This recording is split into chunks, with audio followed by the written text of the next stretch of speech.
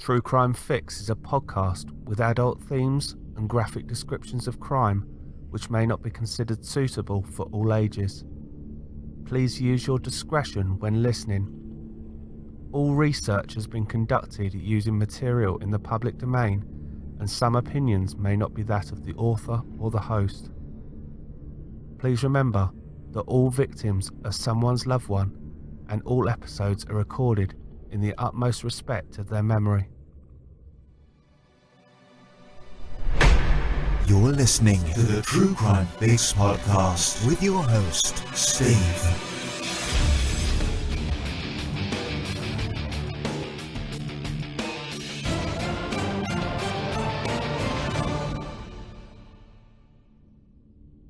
Hello again everyone, and welcome back to our 23rd case together.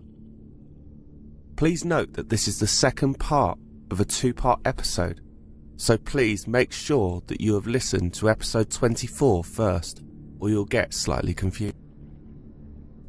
A reminder as always, if you've enjoyed the show so far, then please make sure that you've subscribed on your chosen podcast directory, and all the new episodes will automatically download for you. You can also listen to the new episodes through the website, so go over to www.truecrimefixpodcast.co.uk, and all of the episodes are at the base of the home screen.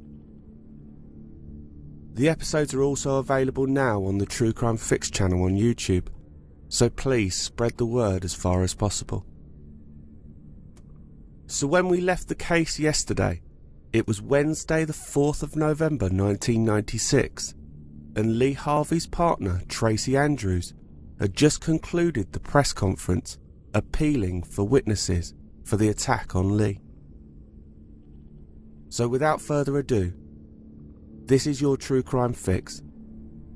I'm your host Steve, and this is part 2 of the story of Lee Harvey.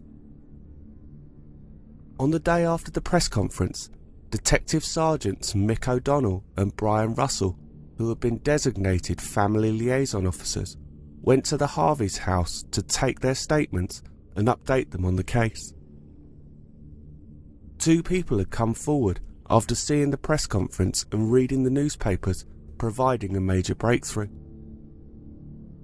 Although they could confirm the fact that they had new leads to the family, the inquiries were still continuing, so they were not able to divulge any further information. In the subsequent days following the attack, they had set up a number of roadblocks along Cooper's Hill, hoping that someone had seen something. Of the 650 cars which had been stopped, 120 of them had been on the road on the night of the murder, and no one recalled a chase like Tracy had described. As per protocol, they wanted to eliminate everyone from the inquiries, so Maureen and Ray had given their statements in separate rooms, as well as having their fingerprints taken. The questions were like: did Lee carry a knife? Was Lee happy? Did Lee have a temper?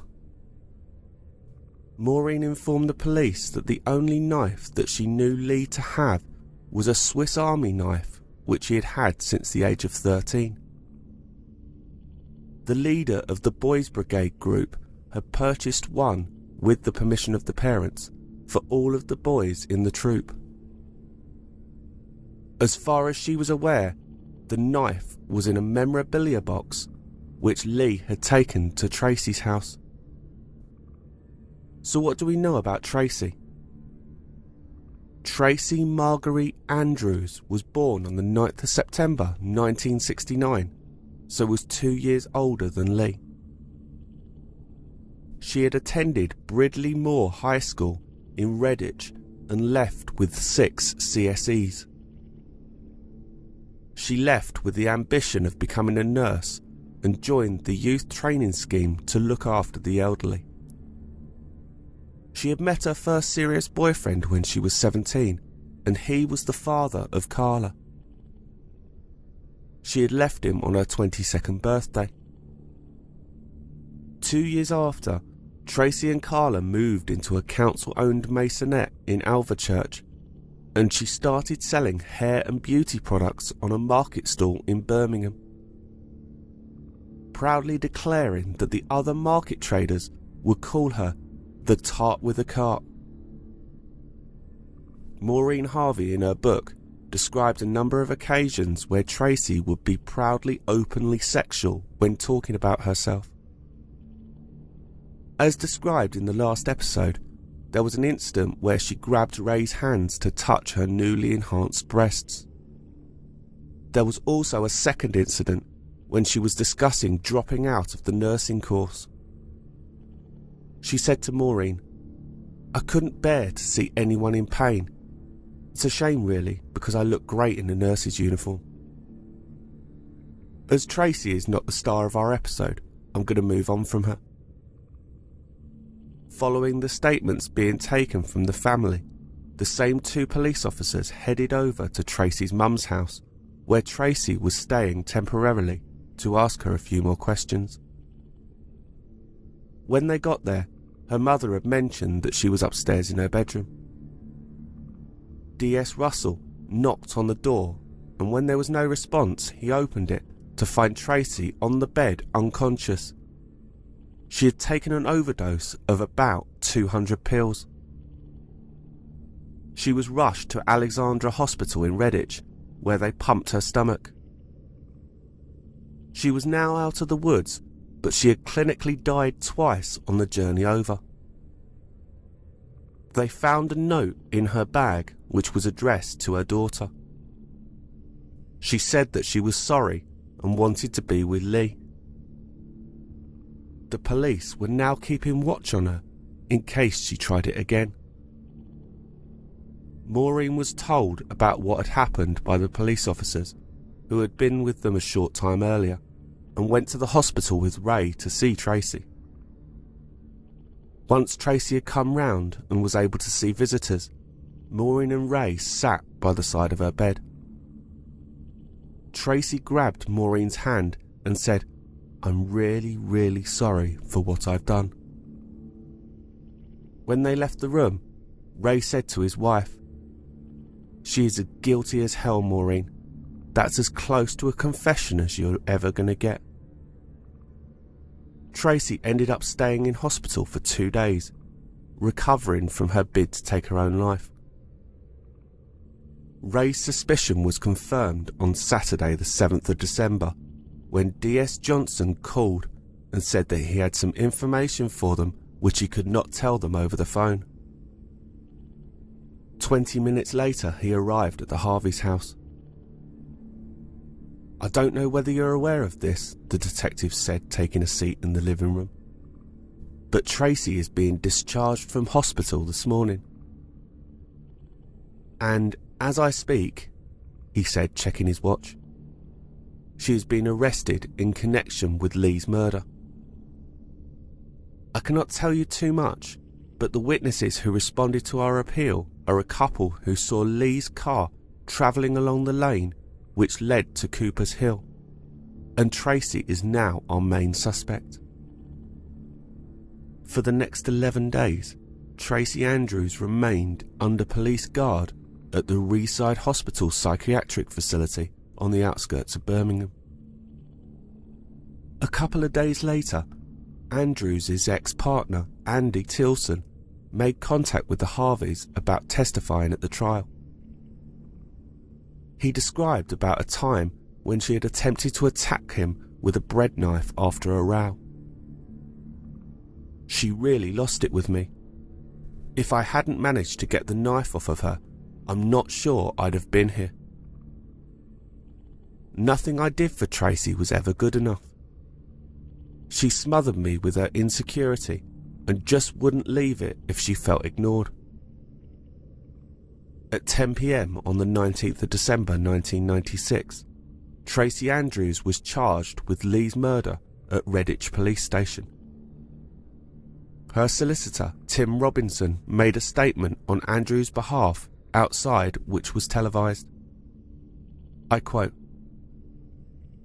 "My client continues to vehemently deny any involvement with the murder of her boyfriend.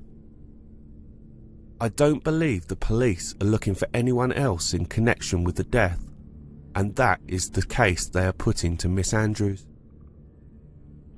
On the 20th of December 1996, Andrews appeared before Redditch Magistrates Court. Tim Robinson requested that reporting restrictions were lifted on the case because he wanted the public to hear all of the details and evidence of that night. He stated the reason for this request was to help someone identify what he called the real killers. The magistrates initially agreed for bail to be granted so that Andrews could spend Christmas with her young daughter.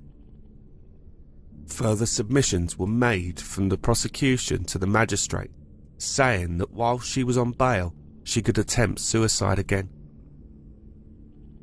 Eventually, the magistrates agreed that Andrews should be remanded until trial at Eastwood Park Women's Prison in the village of Fowfield in South Gloucestershire.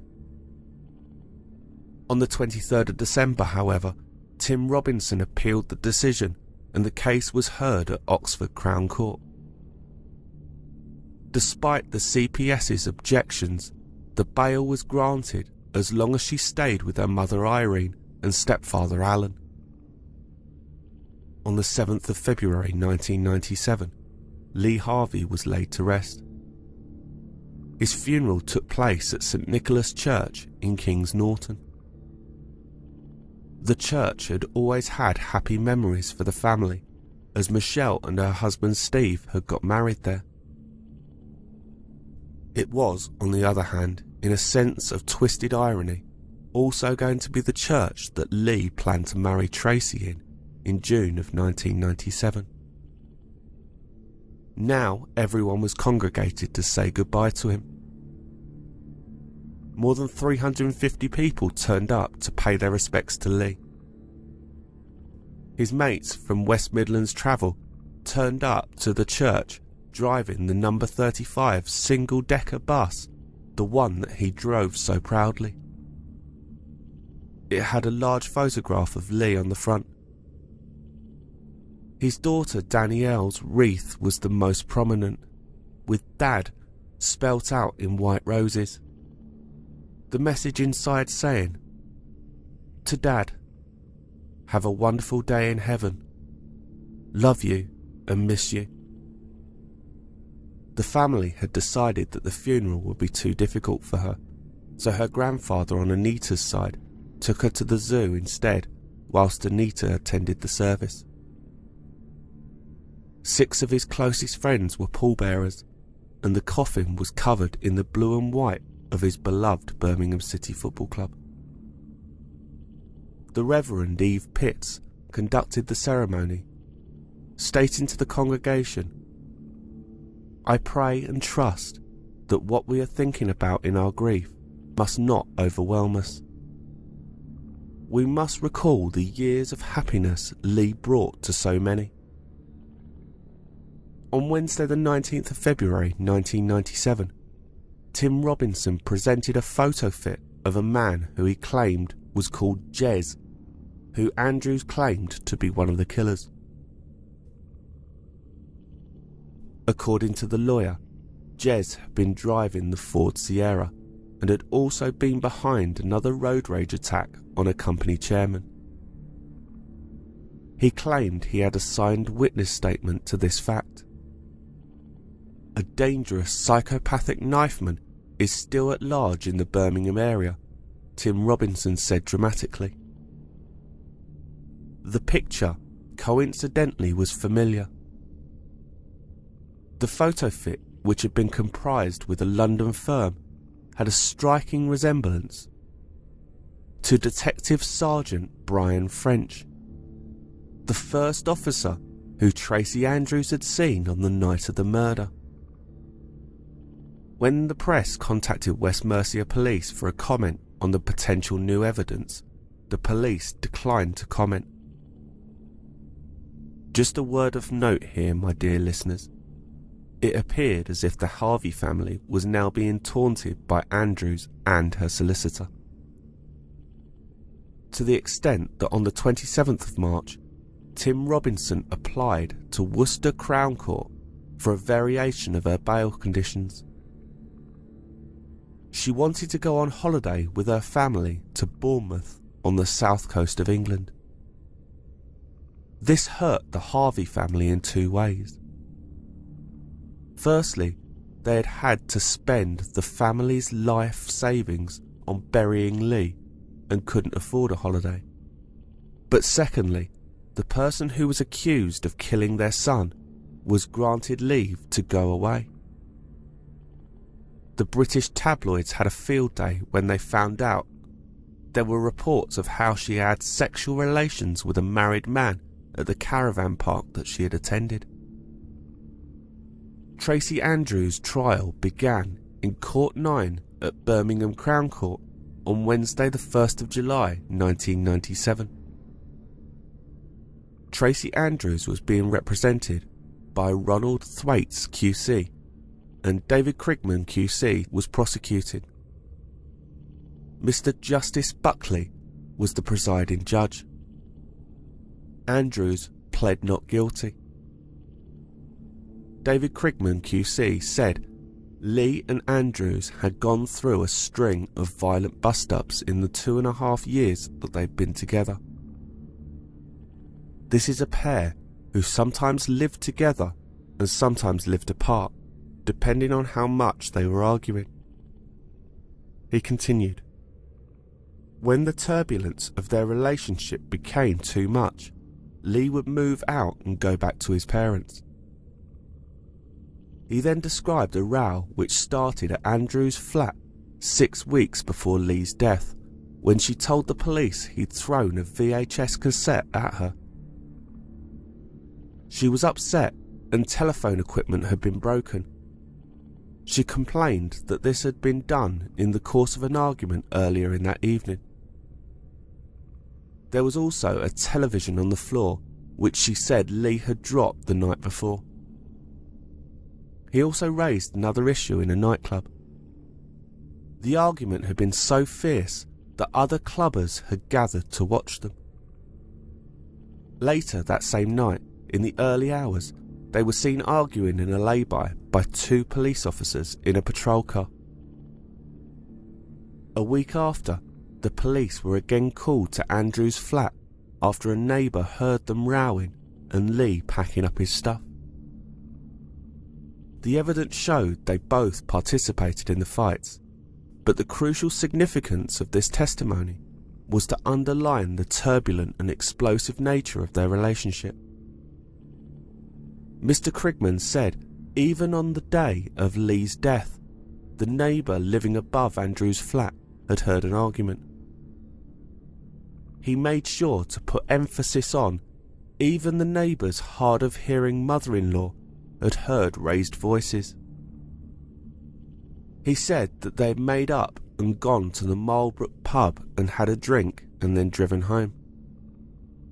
It is the prosecution's case that during that journey their volatile relationship again exploded and a fierce, violent argument broke out. Although other drinkers in the Marlbrook pub had noticed an air of unease between them, the argument would have started in the car. It led to the car being stopped and both of them getting out. When they were out of the car, Andrews launched the most vicious attack on Lee using a penknife blade from an imitation Swiss Army knife. The ferocity of the attack on her boyfriend and the area where the attack was concentrated, namely the neck, would have quickly rendered Lee defenceless. Both the carotid artery and the jugular vein were severed. It would have led to the immediate and massive spurting of blood from the neck. No doubt he would have tried to move away from her, but he wouldn't have been able to move very far before collapsing to the ground and dying. It is likely that the attack continued after he had collapsed and abated only after her anger had subsided.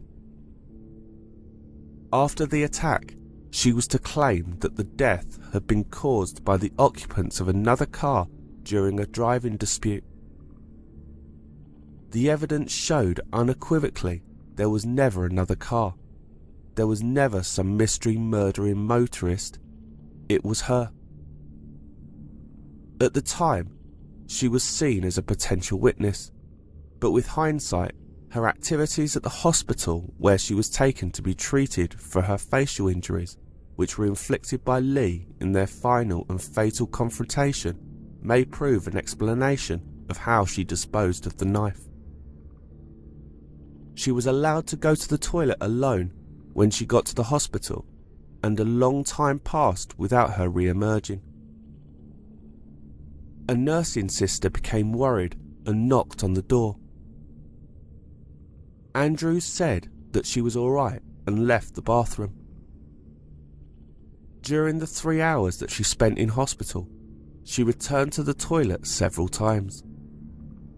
The plastic bin liner inside the lavatory's waste bin was emptied, unchecked, hours later, and its contents passed into the rubbish disposal system.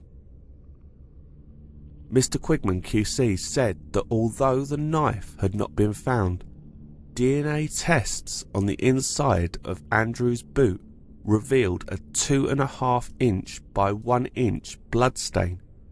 Blood, he said, which was a mixture of Lee's and Andrews. There is extremely strong evidence to support the view that Andrews tucked the knife inside her boot, he said. Mr. Quigman said that the witness Richard Main, who had been visiting Keeper's Cottage, a house which was on the lane at the point where Andrews had described the attack had taken place, said he had left just after 10:45 p.m. and heard a woman calling for help and requesting an ambulance. Was she tending to the body of a man? No, she wasn't. Was she running to the house for help? No, she didn't do that either. She was standing by the driver's door with her back to the car, and she was covered in blood.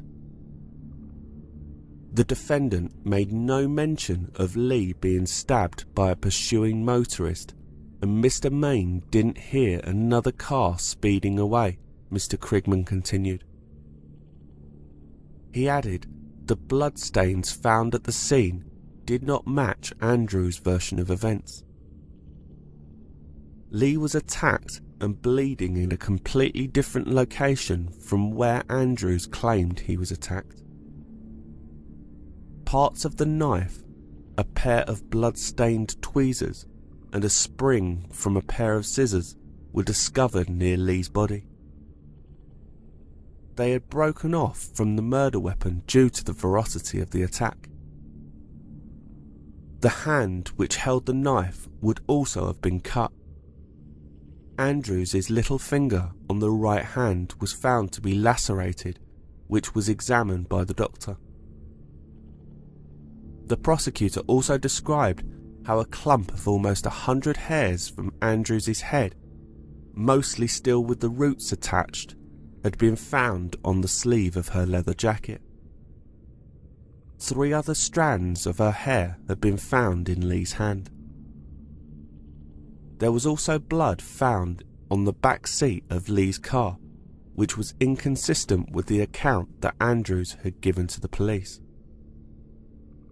Blood on her orange jumper suggested it was splashed on rather than from cuddling Lee. This was the first time that the Harvey family was hearing the police's theory on the case. Everything was starting to make more sense now. The next day, the court heard evidence from 2 different people who were in Baker's nightclub in Birmingham on the night that Andrews bit Lee's neck and punched him. Stephen Girling, who was one of Lee's best mates, who had accompanied him that evening, and barmaid Victoria Silcock, said there had been a heated argument between Andrews and Lee after Andrews had turned up at the club. Tracey was shouting at him because she was angry he had come to the club. I saw her punch him twice in the cheek. The punches were hard enough to make him flinch, but he did not retaliate. Then she bit him on the left side of the neck and scratched his chin. Lee was taken to the kitchen as the bite was bleeding and needed attention, testified Miss Silcock. 3 police officers gave evidence regarding the fights that they had witnessed between Andrews and Lee. PC Ian Henderson said that he'd seen them scuffling outside a pub on Broad Street in Birmingham, and that Lee appeared to be trying to calm Andrews down as she tried to hit him. The other officer had been forced to separate them and had sent Andrews home in a taxi. PC Grant Moss and PC David Hind both described occasions where they had been called out to resolve numerous violent arguments at the home of Andrews in Alverchurch. Tracey was always in a worked-up state and was quite aggressive towards Lee, PC Hind said. There was a lot of verbal exchanges between them, but when we split them up to talk to them separately, there was constant interruptions from Andrews as she was trying to get back into the room where Lee was sitting. Even as Lee was trying to leave the flat, Andrews was still aggressive towards him and shouting at him. The next day, the 3rd of July, extracts were taken from a 40-minute video that was filmed by the police. The court heard for the first time from a little girl who lived at Keeper's Cottage, who had been in bed on the night of Lee's murder when she heard the row outside. The video showed 9-year-old Stephanie Duncan, who was cuddling her teddy bear, say she had heard 2 people arguing, an angry man and another person with a softer voice. I know the man was not very happy, she said. He sounded quite fierce to the other person. I woke up because I could hear the noise and the curtains were lit up, and I could hear some people were talking outside. It sounded as if they were arguing, though. I did not hear what they said. Keeper's Cottage was owned by Stephanie's mum, ex-CID officer Susan Duncan, who had been a detective constable for West Midlands Police before leaving the force to work as a defence solicitor. She told the jury that she had suspected Andrews had killed Lee after speaking to her that night. As Richard Main had left the cottage, an automatic security light had come on, and he saw Andrews bending over Lee in the road outside. Caught like a rabbit in the headlights, Andrews had only started screaming for help once she realised she had been spotted. Susan Duncan had said that she'd come outside with her mobile phone and torch when Mr. Main told her to call for an ambulance. It was very dark in the lane, but I could see a man laid in the road near to a parked car, she said. A blonde woman was standing behind the car.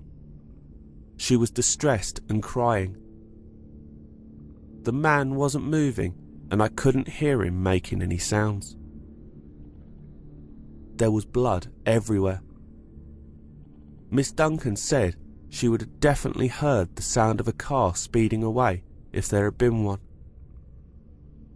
She continued, Tracie Andrews had told me that she had been in the Marlborough pub with her boyfriend and had an argument with some other men. She said she had told him not to get out of the car, but he did. The next thing Andrews said was I put my hand to my face and there was blood everywhere. Critically, Miss Duncan then said that Andrews claimed to remember nothing about the other vehicle or the appearance of the man Lee had argued with. Later, when the police were talking to her in my kitchen, she said it was a black Sierra, that it was the passenger who had attacked Lee, and she was able to give the police a description. After she had left my house, I began to suspect her. Simon Baker and his girlfriend Elaine Carruthers, who were both accountants, gave evidence the following day. Andrews had said that she and Lee had missed their turning whilst being chased and had to do a reversing manoeuvre in order to get back onto their route home.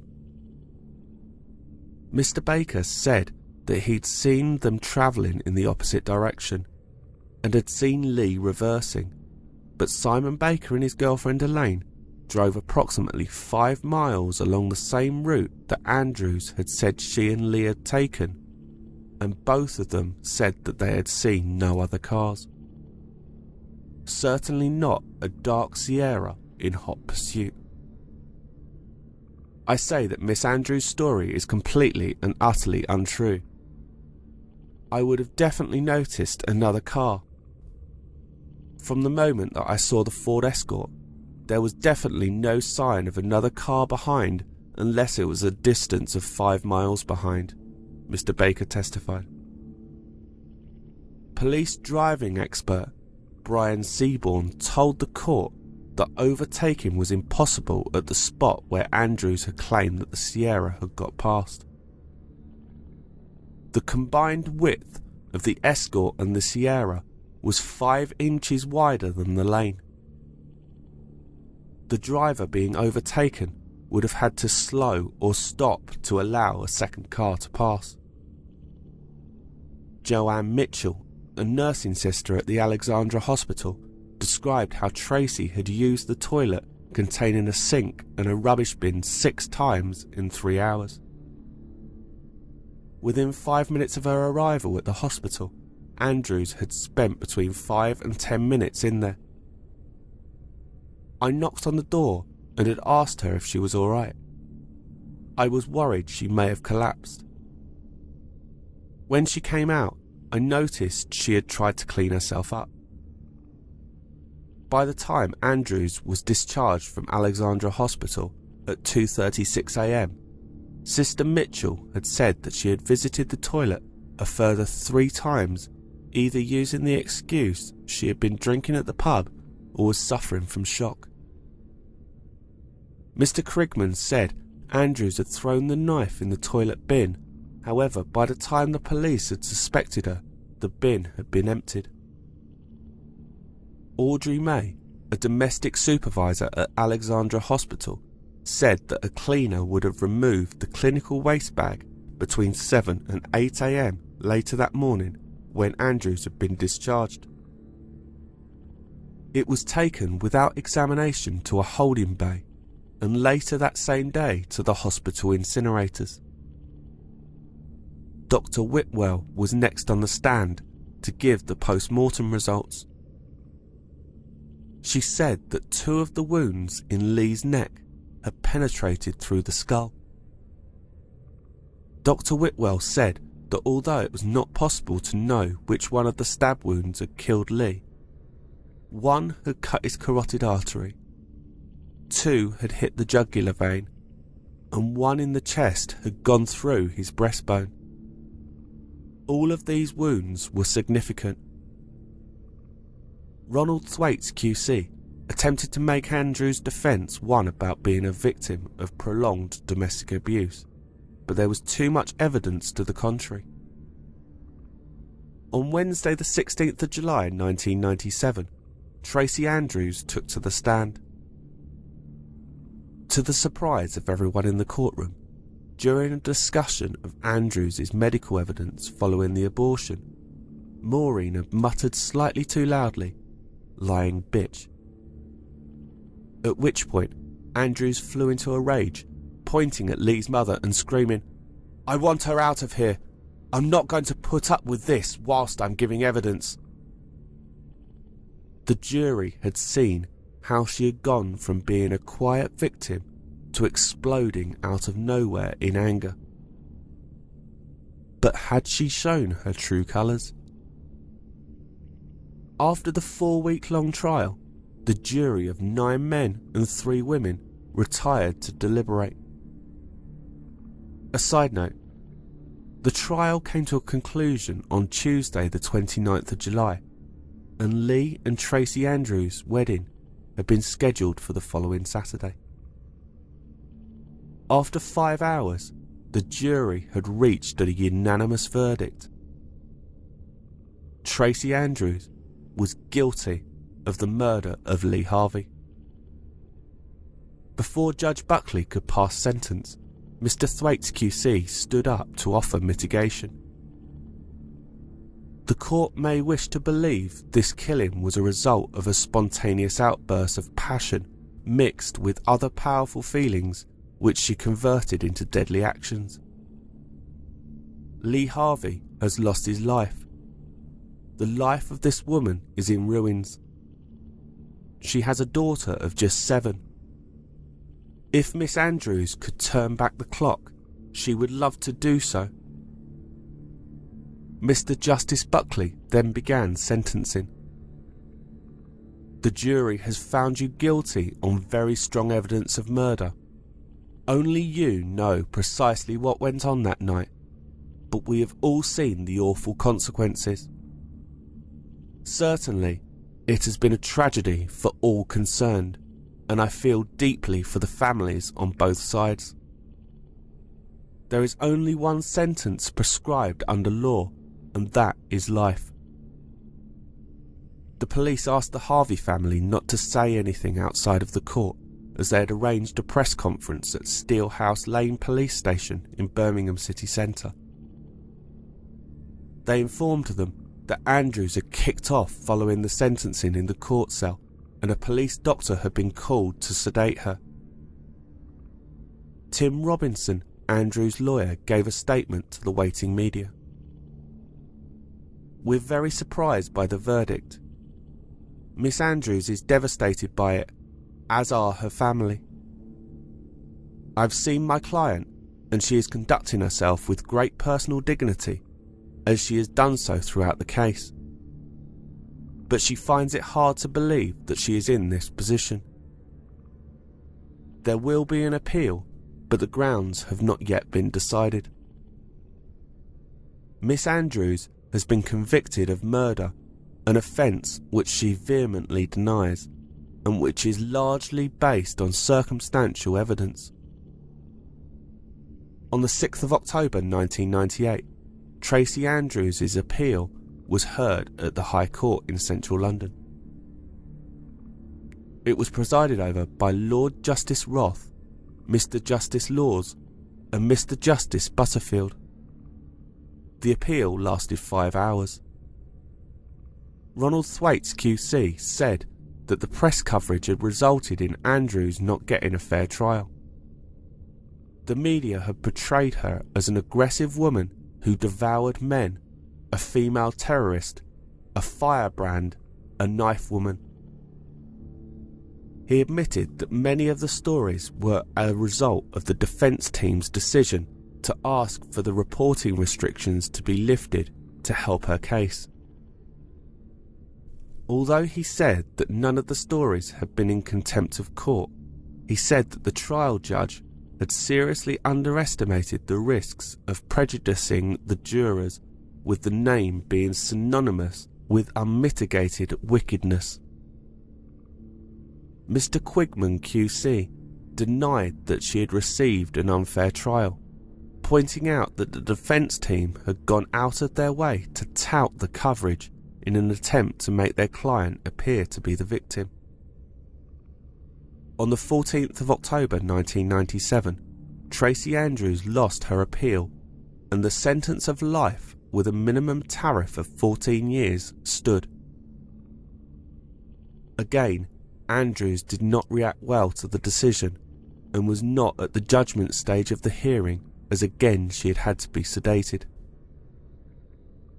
So what has happened in the years since? 2 years and 5 months after the conviction, Tracie Andrews contacted the News of the World newspaper with a confession. I quote from the article by Paul Lewis and Douglas White. "I took the knife. I lost all control. I saw his eyes go to the back of his head. I felt the wetness on my hands. I picked up the knife and went mad. All I recall is seeing red. In her description of the night, she confessed that the row had started about her ex-boyfriend Andy Tilson, the father of her daughter. They were on their way home after the night at the pub. I told Lee to stop the car. I would rather walk home. He did this. I got out. Lee drove off. He then reversed back and shouted at me to get in the car. I was being stubborn and wouldn't get back in. He swore at me and drove off again. As I reached the house where the incident happened, Keeper's Cottage I think is the name, Lee was waiting in the car again, shouting at me to get in. I told him it was over. I wanted my keys to the flat. Lots of nasty, nasty things were said. He wouldn't give me the keys to my flat. I told him I would call the police. I was crying. He came straight up to me and grabbed me by my hair. He said, "See if Andy wants you with a fucked up face." He had a knife and I was scared. With that, I kneed him. He fell down and pulled me down too. Then he grabbed me and pulled me. We fell over to the grass verge opposite the car. He hit me. I fell back. I got up and tried to hit him back. We were shouting at each other all the time. He punched me again. I fell. I saw the knife on the floor, picked it up, and when he went for me again, I just reacted with the knife. I must have stabbed him. Then he stood still and shouted, "You fucking bitch." Then hit me so hard I fell again. I got up halfway and all I can remember seeing is red. I just went mad. Everything went in slow motion. I was shaking and had lost all control. All the abuse I had suffered and all the nasty things that had been thrown in my face, the way he had openly admitted to hating my relationship with my daughter, and the fact that he held a knife to me and was going to either slash my face or stab me, had just come to a head. I have never ever in my whole life lost control like I did that night.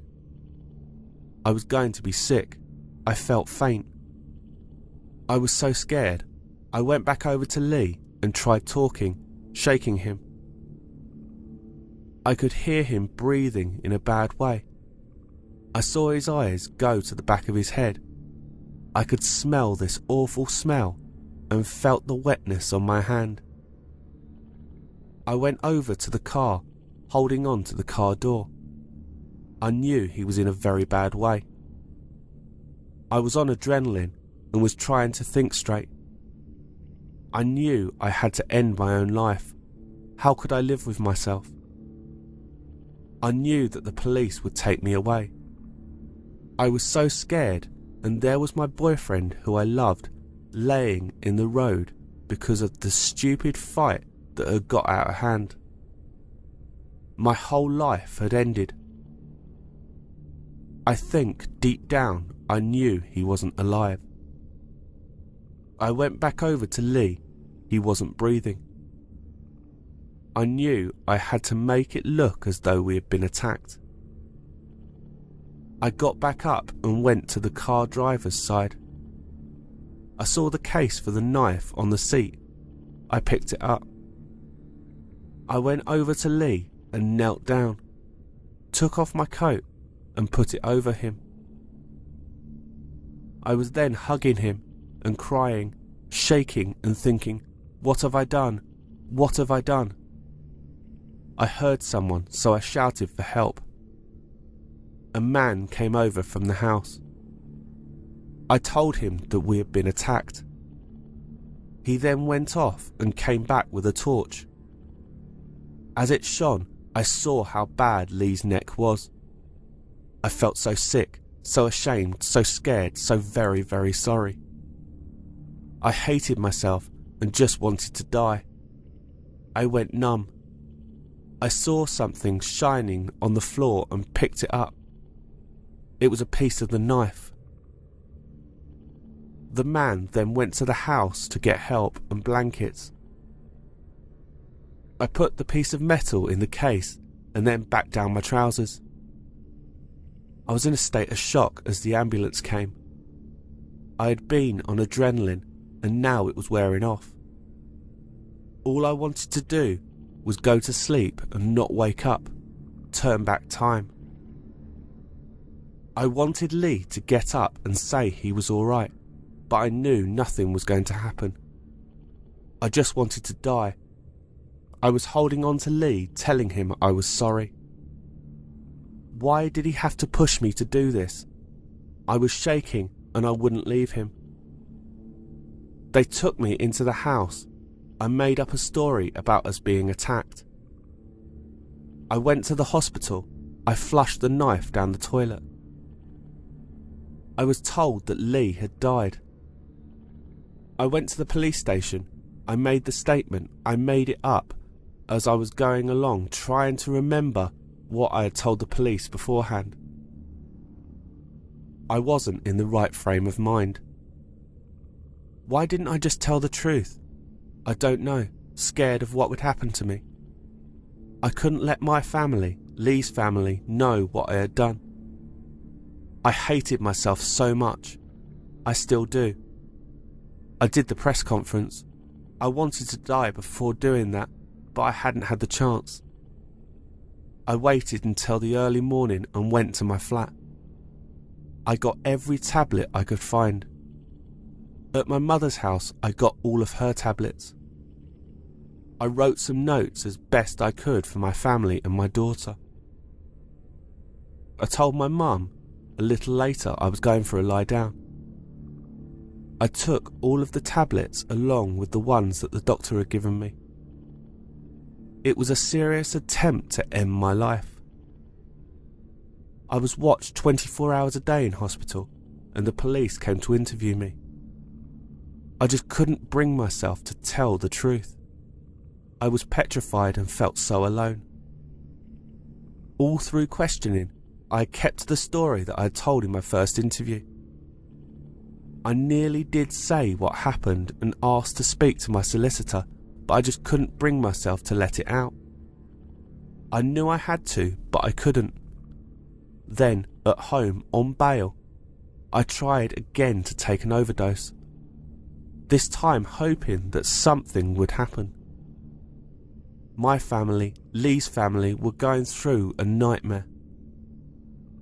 How could I be the one to say, this is what happened? Lee was either going to slash my face or stab me, but I got the knife and it was me who killed him. Please God, tell me, how do you ever come to terms with something like this? I know at the time I was ill. I was scared. I've been riddled with guilt over so many things. I made such a terrible mistake, which I feel was forced upon me to do. I was in a no-win situation. I flipped, and what happened next I will have to live with for the rest of my life. As so, Lee's family, my family, most of all, my daughter and Lee's daughter. They've each lost a parent, even if they are in a different context. I tried to take my own life because I just couldn't accept what I had done. I still feel that way at times. I have to think about the pain that I have put my family through. If I give in, they have suffered enough. I have been a stranger to myself for so long. I only hope I can find myself again. Maybe if I face my fears, I will begin to find myself. I know I have a very long road ahead of me. I know I have to go through so much before I can gain release. I know I have to be punished for what I have done. I do feel I should have been convicted of manslaughter. I should have told the truth in the first place and used it as my defence. However, I know that the main people who could come forward to help me were Lee's friends. I know people will never speak ill of the dead. They would never have helped me in my case. I needed their evidence, but I knew I would not be able to get it. Lee was a Jekyll and Hyde character. I'm not saying I was perfect in the relationship. I did have my moods at times, but everything was so exaggerated about me at the trial. My mother told me that Lee wasn't right for me due to his immaturity and jealousy. They say love is blind, and it is. So that was Tracie Andrews' confession.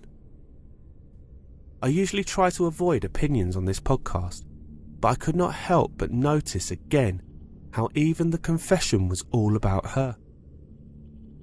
If that was the way that the murder really happened, telling it like that would have presented a greater chance of a self-defence or manslaughter charge. I find it hard to believe her remorse, considering she admitted to planning her lies from the moment that Lee was killed. Andrews was released from prison in July 2011 after serving 14 years of a life sentence. She changed her name to Jenna Stevens and was moved to an unknown location. She dyed her blonde hair black. She's been back in the news when she married bouncer Phil Goldsworthy in Cornwall on the 25th of August 2017. I'm going to end this episode this week with information about two people who could have been forgotten about in this story. And that is Lee's daughter Danielle and Tracey's daughter Carla. Both were so young when this happened, but as close as sisters. In 2011, the two girls, who were now 20, reconnected through Facebook as they were both pregnant. Although they said they were taking it slowly and they hoped that they would get back to how they were as children. If you want to know more about this case, I would advise that you read Pure Evil by Maureen Harvey. It's available on Amazon and I picked it up for less than $5. It is heartbreaking to hear firsthand how this tragedy has ripped a family apart. I use this book as the main source material today, but there's so much more to go into about the aftermath of this case. Please give it a read. Lee would have been 48 this year, and already a grandfather himself. So that's it for this week. Please remember, if you've enjoyed the show or want to know more, follow us on Twitter at TrueCrimeFixPod. That's at TrueCrimeFixPod on Twitter. The podcast also has a Facebook page, True Crime Fix Podcast, but there's also a fan page, True Crime Fix Discussion. I'm thoroughly enjoying interacting with everyone on there, and this is where I post the majority of the information on the week's cases. Please also remember to visit the website www.truecrimefixpodcast.co.uk. That's www.truecrimefixpodcast.co.uk. Also a reminder that this podcast is now on Patreon, so please visit www.patreon.com/truecrimefixpodcast. That's www.patreon.com/truecrimefixpodcast. I also have an Instagram account, so search True Crime Fix. Also, if you have any suggestions or feedback for the show, please contact me at truecrimefixpodcast@gmail.com. That's truecrimefixpodcast@gmail.com. Until next time, stay safe, look after each other, and live life to the fullest, because you never know who or what might be coming around the next corner. Take care, everyone.